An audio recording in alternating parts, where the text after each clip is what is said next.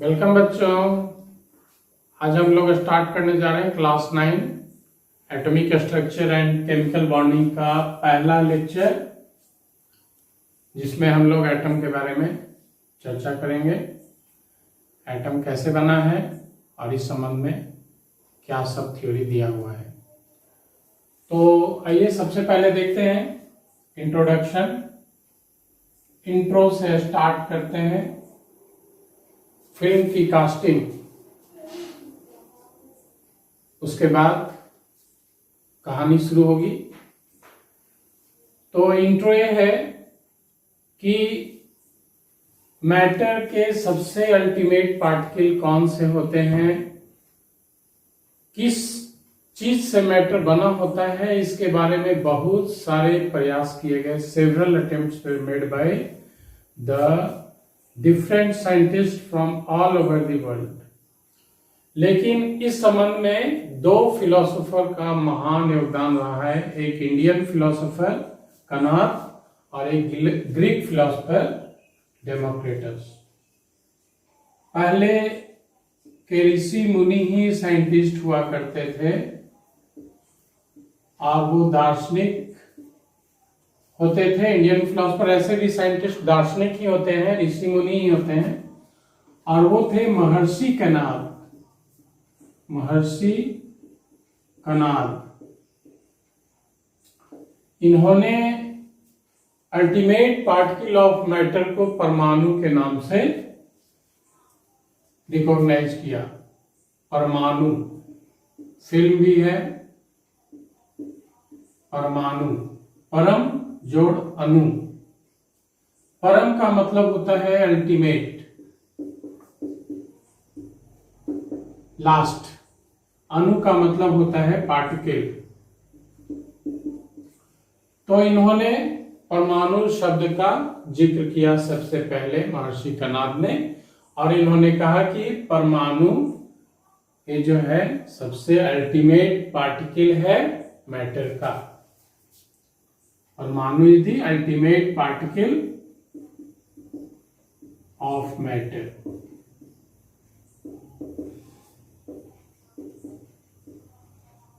और उसके बाद ग्रीक फिलोसोफर ने एटम का जिक्र किया सबसे पहले। ग्रीक फिलोसोफर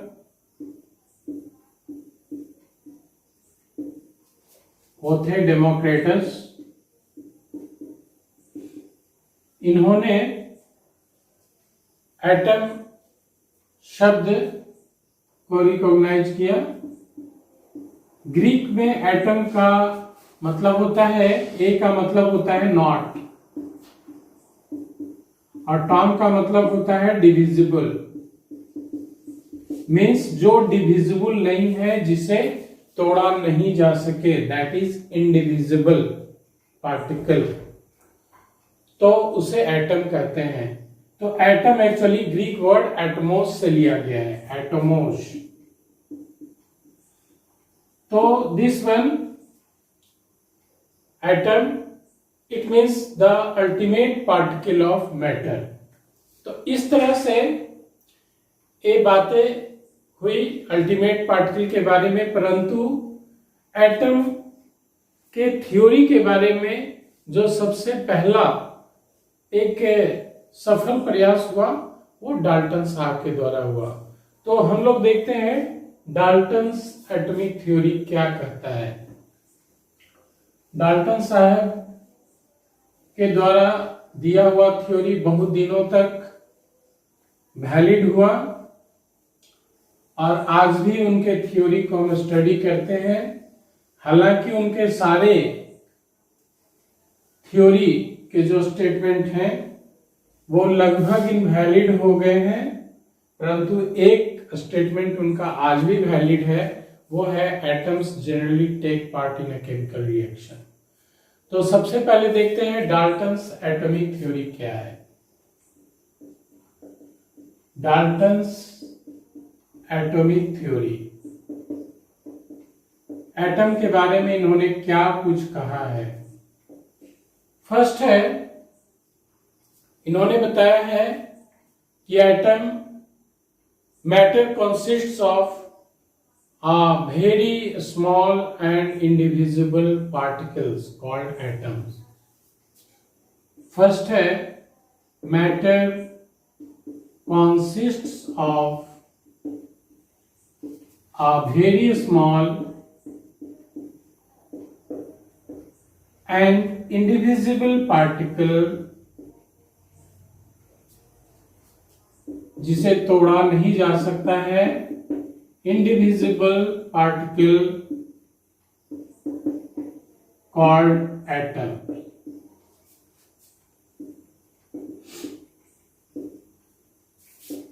Number 2 है atoms generally take part in a chemical reaction. Atoms generally take part in a chemical reaction. ए आज भी वैलिड है. नंबर 3 है atoms of different elements differ in each other and atoms of the same elements have similar or identical characteristics.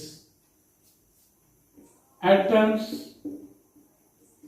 of different elements differ in each other. Differ in each other means वो मास और size में differ होता है और any other aspects different element के atom निश्चित रूप से डिफरेंट ही होंगे in each other in all aspects while atoms of same element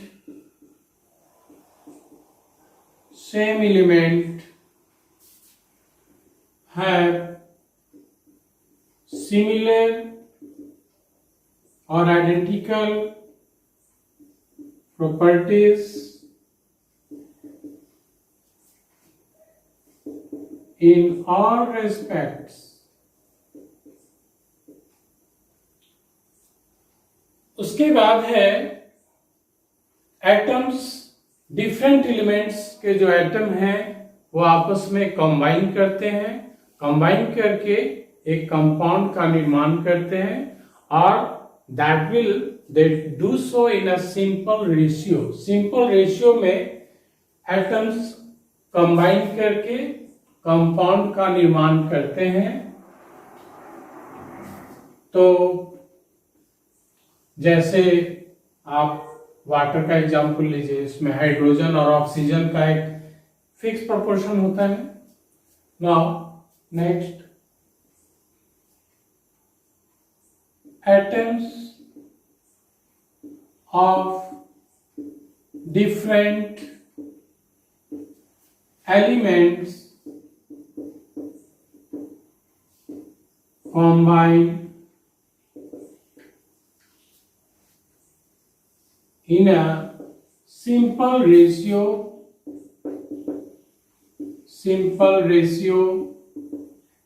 to form compound.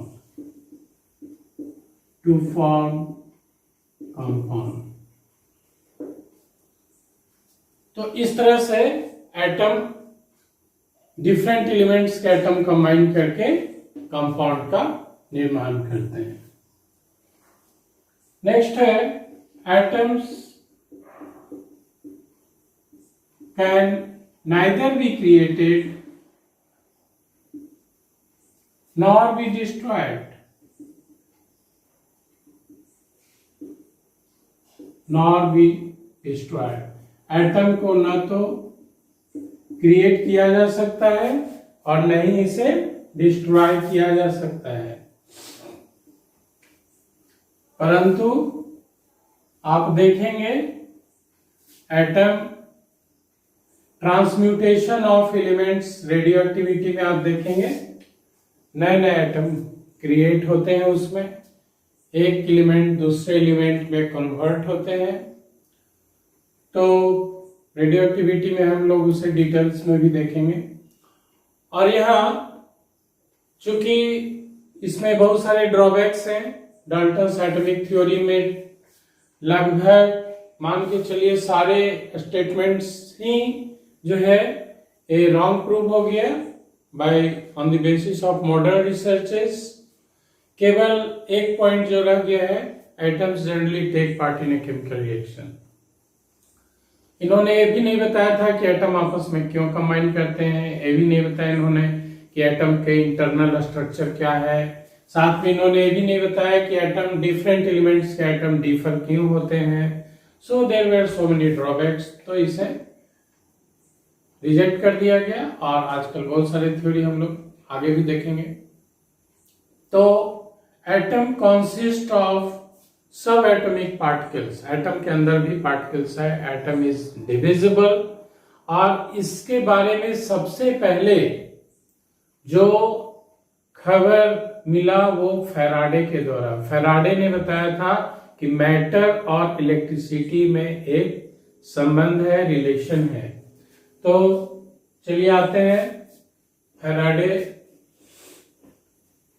के बारे में देखते हैं। फैराडे एक बहुत गरीब घर का बच्चा था और वो जिल्दसाज के यहाँ काम करता था और बहुत सारे बुक जो आते थे साइंस के बुक्स, उसे वो एक दो दिन अपने घर में रख के पूरा बुक वो पढ़ जाता था और फिर उसे कस्टमर को वापस करता था। इस तरह से वो काफी वो इनरिच हुआ उनका नॉलेज साइंस में। तो गरीबी कहीं पे भी कोई ऑब्स्ट्रक्शन नहीं है आगे बढ़ने के लिए, बशर्ते अंदर से इच्छा होनी चाहिए। तो चलिए आते हैं, फैराडे ने जो सबसे पहले एक रिलेशन सेटअप किया था वो था मैटर और इलेक्ट्रिसिटी में उन्होंने एक संबंध बताया, मैटर एंड इलेक्ट्रिसिटी। उन्होंने कहा flow of electricity is due to the flow of charges, electric charges. Flow of electricity is due to flow of electric charges। तो आप देखते हैं जब दो वस्तु को आपस में रगड़ते हैं तो क्या होता है, उसमें चार्ज डेवलप होता है, एक पे प्लस एक पे माइनस चार्ज डेवलप होता है।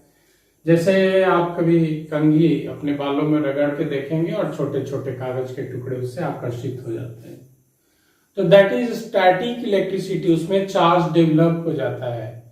और इस तरह से उन्होंने मैटर और इलेक्ट्रिसिटी में रिलेशन बताया।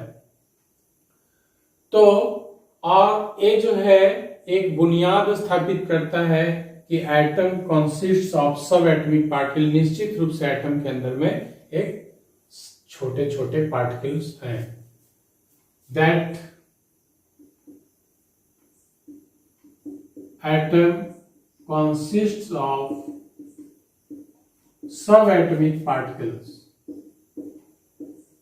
इसकी बुनियाद उन्होंने यहां पे रखी और इसी बात को आगे वैज्ञानिकों ने इसे सही साबित किया। इसमें बहुत सारे पार्टिकल पाए गए एटम के अंदर में। युकावा साइंटिस्ट हैं, युकावा थ्योरी के अनुसार एटम के अंदर में 300 से ज्यादा पार्टिकल्स हैं, परंतु देयर आर 3 फंडामेंटल पार्टिकल्स जो सारे एटम में मौजूद होते हैं। तो वो 3 फंडामेंटल पार्टिकल्स हम लोग देखते हैं क्या है। 3 fundamental particles of an atom, वो है electron, proton and neutron. Electron के डिस्कवरर थे, आविष्कारक थे sir J Thomson. Sir J Thomson. Electron पे निगेटिव चार्ज होता है, निगेटिव चार्ज, प्रोटॉन पे पॉजिटिव चार्ज, न्यूट्रॉन पे कोई चार्ज नहीं, न्यूट्रल होता है। तो प्रोटॉन का आविष्कार किए थे sir E Goldstein and neutron के आविष्कारक थे सर जेम्स चैडविक। तो इस तरह से ये 3 fundamental particles electron, proton, neutron atom में पाए जाते हैं। हम लोग आगे देखेंगे किस तरह से इलेक्ट्रॉन, प्रोटॉन, न्यूट्रॉन न्यूक्लियस में जो है एटम में लोकेटेड होते हैं। नाउ ये जो तीनों फंडामेंटल पार्टिकल्स हैं इन्हें हम कह सकते हैं बिल्डिंग ब्लॉक ऑफ एटम्स। जिस प्रकार से हमारे शरीर का निर्माण एक एक सेल को जोड़ने से हुआ है, so cell is called the building block of our body. उसी तरह से हमने पिछले भी क्लास में कहा था कि जितने भी क्रिस्टल हैं, सॉलिड क्रिस्टल हैं, वो किस चीज से बने हुए हैं? वो सारे जो है उनके कंस्टिट्यूएंट पार्टिकल है एटम्स, मॉलिक्यूल्स और आयंस, उनसे मिलकर के वो क्रिस्टल का निर्माण हुआ। तो that particles are called the building block of that crystal. Just like that ये जो है 3 फंडामेंटल पार्टिकल्स, इसे हम कहते हैं building block of atom. Atom इससे मिलकर बना है। तो you can write here these 3 fundamental particles are the building block of atom. Now इस संबंध में हम थोड़ी सी बात करेंगे रेडियो एक्टिविटी के बारे में। यहाँ पे उसके पहले इंपॉर्टेंट पॉइंट लिख दें यहां। फंडामेंटल पार्टिकल्स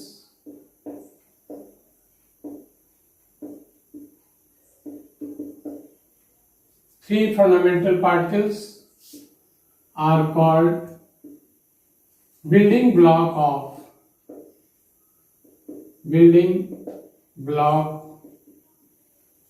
of atoms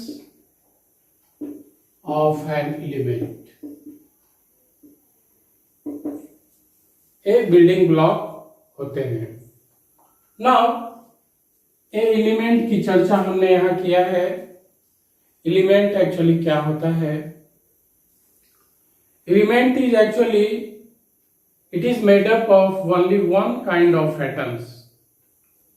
एक ही तरह के एटम से बने हुए सब्सटेंस को एलिमेंट कहते हैं। Here we will write about the element,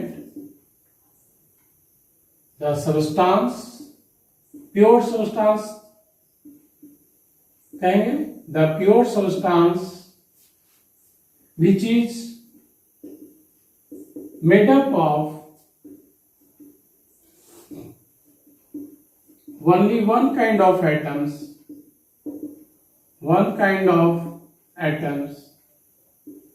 called element।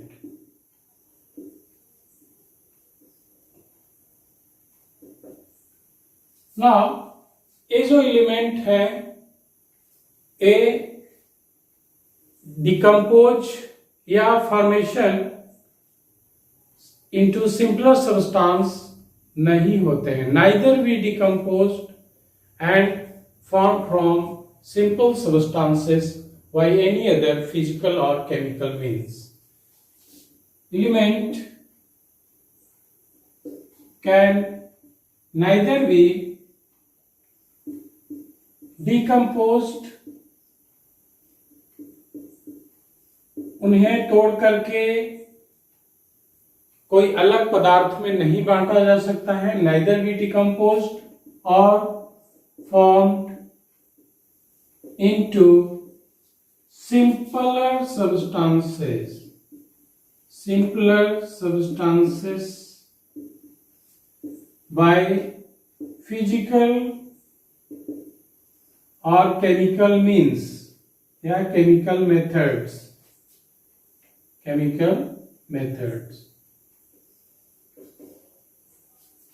लेकिन यहां पे हम लोग देखेंगे रेडियो एक्टिविटी में एक एलिमेंट दूसरे एलिमेंट में कन्वर्ट होते हैं। तो थोड़ा सा यहाँ पे हम लोग जिक्र करेंगे रेडियो एक्टिविटी के बारे में। रेडियो एक्टिविटी एक्चुअली क्या है कि उसमें कुछ सर्टेन एलिमेंट्स हैं जिनमें स्पॉन्टेनियस डिसइंटीग्रेशन होता है और उसमें अल्फा बीटा गामा किरणें निकलती है और फिर स्टेबल न्यूक्लियाई का फॉर्मेशन होता है। तो ऐसे कुछ सर्टेन एलिमेंट्स में होते हैं जिनके NYP रेशियो के ऊपर में वो वेरी करता है, डिपेंड होता है। उनके स्टेबिलिटी के बारे में हम लोग आगे विस्तार से देखेंगे। सबसे पहले देखते हैं रेडियो एक्टिविटी में क्या है। Actually nuclei of certain elements undergo spontaneous disintegration. तो radio activity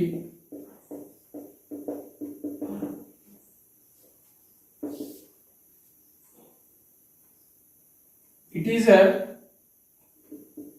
is a natural phenomena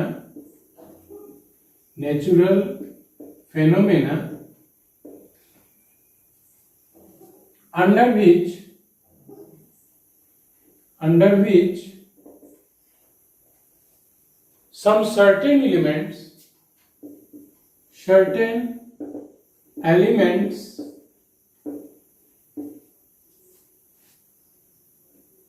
undergo a spontaneous disintegration। Spontaneous का मतलब ऑटोमेटिक, लगातार, स्पॉन्टेनियस डिसइंटीग्रेशन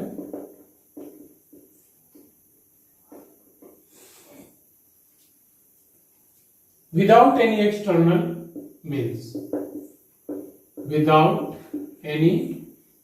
external means, किसी भी बाहरी सहायता के इसमें एलिमेंट में स्पॉन्टेनियस डिसइंटीग्रेशन होता है। जैसे मान लीजिए फॉर एग्जांपल हम लेते हैं कार्बन, जिनका मास नंबर 14 है, हेवी आइसोटोप ले रहे हैं, इनका एटॉमिक नंबर 6 ही होगा। अगर इसमें से एक बीटा किरण निकलता है, डिसइंटीग्रेशन का मतलब अल्फा बीटा और गामा किरणें ये जो है निकलता है इसमें से। तो किसमें से अल्फा निकलेगा, किसमें से बीटा निकलेगा, वो डिपेंड करता है उनके वो किस जोन ऑफ अनस्टेबिलिटी में है। वो ग्राफ के द्वारा हम आगे देखेंगे उसे आगे के क्लास में। तो यहाँ पे एक बीटा निकलने का मतलब है एक इलेक्ट्रॉन इजेक्ट हो रहा है, निकलेगा, और वो बनता है यहाँ पे एक इलेक्ट्रॉन निकलने का मतलब है एक प्लस चार्ज बढ़ना, पॉजिटिव चार्ज बढ़ना, मतलब एक प्रोटॉन बढ़ जाता है इसमें एक्चुअली, और वो हो जाता है 7 एटॉमिक नंबर हो जाता है, मास नंबर वही रहता है क्योंकि it is the ejection of only electron. तो 7 में से गया 6 हो गया नीचे, आप देख लेंगे जोड़ करके 14 प्लस 0 14 हो गया। This is the balance equation. Second example लीजिए, uranium 23892 atomic number, mass number this. अगर इसमें से एक अल्फा किरण निकलता है तो अल्फा किरण का मतलब होता है हीलियम 42, और आप लिख सकते हैं दिस। तो हीलियम मतलब 4 मास नंबर घट जाएगा, 2 एटॉमिक नंबर घट जाएगा, ये हो जाएगा 234, और ये थोरियम का होता है दिस 190 हो जाएगा, और प्लस हीलियम ये निकल जाता है, इसी को बोलते हैं अल्फा पार्टिकल। तो इस तरह से एक एलिमेंट दूसरे एलिमेंट में ट्रांसफॉर्म हो जाता है। तो ये फेनोमेना है नेचुरल फेनोमेना। जनरली आप देखेंगे बिस्मथ से और उसके आगे रेडियो एक्टिविटी की घटना होती है, और कुछ लाइटर एलिमेंट्स है जो हेवियर आइसोटोप्स हैं, उसमें अल्फा बीटा गामा किरणें निकलती है। बीटा पे जनरली नेगेटिव चार्ज है, अल्फा पे पॉजिटिव चार्ज है, गामा पे नो चार्ज है। हम इसे इलेक्ट्रिक फील्ड में जब ले जाते हैं तो अल्फा जो है पॉजिटिव चार्ज नेगेटिव प्लेट की ओर अट्रैक्ट होता है, बीटा अल्फा पॉजिटिव नेगेटिव की ओर, और बीटा जिस पे नेगेटिव चार्ज है वो पॉजिटिव की ओर अट्रैक्ट होता है। गामा पे कोई चार्ज नहीं है, इसलिए वो सीधा पार कर जाता है। तो इस तरह से हम डिस्टिंग्विश कर लेते हैं अल्फा बीटा गामा किरणें क्या है। नाउ एटम को आप डिफाइन कर सकते हैं। Atom is the smallest particle of an element, ultimate particle of an element which may or may not exist independently and generally take part in a chemical reaction. So now finally we will write the definition of atom. तो atom के बारे में बहुत सारी theory आजकल modern theory आ गए हैं, क्वांटम थ्योरी है। Now atom we will define here, it is the ultimate particle of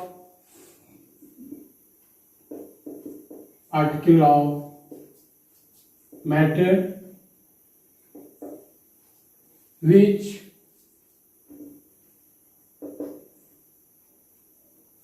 ultimate time लिखेंगे, स्मॉलेस्ट लिख देते हैं क्योंकि एटम जो है डिविजिबल है। It is the smallest particle of matter which may or may not exist independently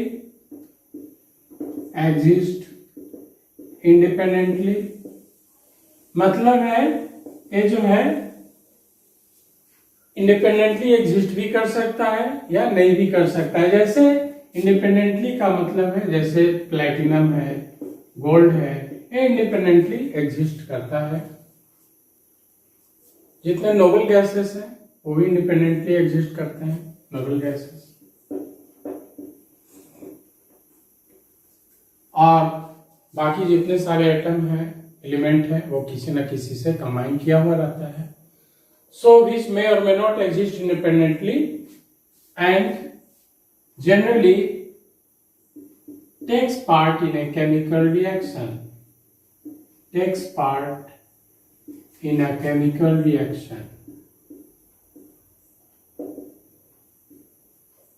सो इस तरह से जितने एलिमेंट हैं उनके एटम है। जैसे अगर हम लिखते हैं यहाँ पे हाइड्रोजन एलिमेंट है, hydrogen element symbol this is H, तो इसे H एटम कहेंगे।